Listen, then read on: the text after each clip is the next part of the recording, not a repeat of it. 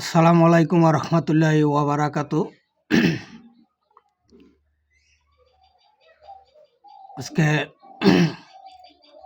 দীর্ঘ 2 মাস পর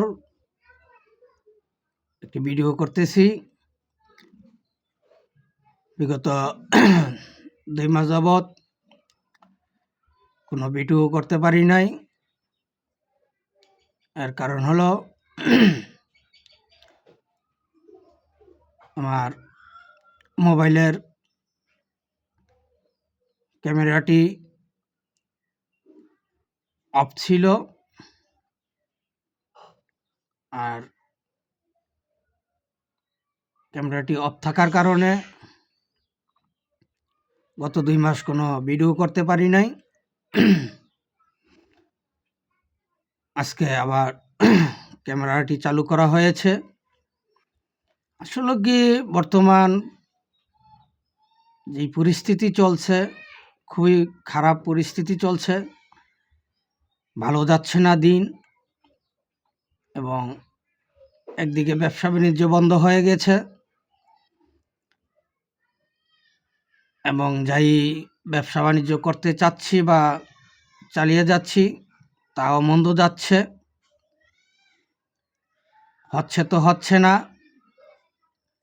এর ওপর আবার ঠিকাদারি কিছু কাজ করি, সেই কাজগুলো এখন টোটালি বন্ধ হয়ে গিয়েছে এক পর্যায়ে। কারণ আমরা এমন একটি পর্যায়ে পড়ে গেছি, মানুষের কাছে এখন কাজের জন্য গেলে অনেকেই তো দ্বিধাদ্বন্দ্ব করে কাজ দিতে। কারণ আমাদের উপর আওয়ামী লীগের ট্যাগ লাগানো হয়েছে, আর সেটাই মানুষ এখন সেই ট্যাগের ভয়ে অনেকেই আমাদেরকে এখন কাজ কাম দিতে চাচ্ছে না। অনেকেই বলছে যে ভাই আপনার কাজ করেন ভালো, ঠিক আছে, আপনার কাজ ভালো, এটা জানি, দীর্ঘদিন যাবৎ আপনি কাজ করেন, আপনার কাজের কোনো ব্যাড রেকর্ড নাই, কিন্তু তারপরে এখন কাজ দিতে পারতেছি না। আর কারণ আপনি যখন কাজ করবেন বা আসেন আমাদের সাথে কথা বলেন, পিছন থেকে আমাদেরকে অনেকেই বলে যে এই লোককে যদি এখন কাজ দেন তাহলে চাঁদা দিতে হবে, মানে এরকম বিভিন্ন ধরনের অজুহাত দিয়ে তাদেরকে ভয় দেখানো হয়। তো সেদিক থেকেও আমরা এখন একটি বিপদে আছি, কাজকাম পাচ্ছি না। আর এদিকে অন্যদিকে আমাদের আওয়ামী লীগের অনেক সিনিয়র নেতারা তারা বিভিন্ন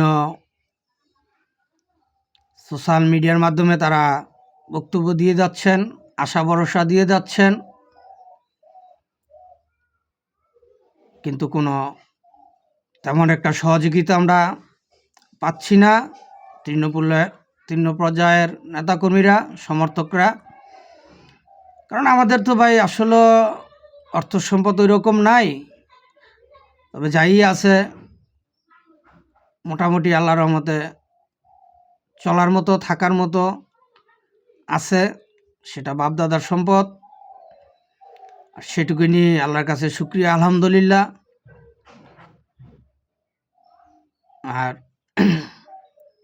এখন আমরা আসলে কাজকামও পাচ্ছি না, কারণ কাজকামও চাইতে গেলে লোকজন বলে যে ভাই কিভাবে আপনাদেরকে কাজ দিব, কাজ দিয়েও তো বিপদে পড়ে যাব। কারণ আপনারা আসলে কথা বলতে দেখলি বিভিন্ন জনে বিভিন্ন কথা বলে, এখন ভাই কাজ দিয়া কি বিপদে পড়বো? এই জন্য ভাই কাজ কাম দিতে পারতাছি না, মনে কষ্ট নিয়েন না।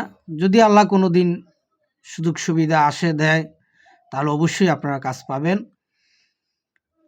তো এই জন্য মনে তেমন একটা কষ্ট লাগে না, কারণ যেহেতু মানুষ স্বীকার করে যে আমাদের কাজকর্ম ভালো, সেজন্য আল্লাহর কাছে শুকরিয়া আদায় করি সবসময়ই।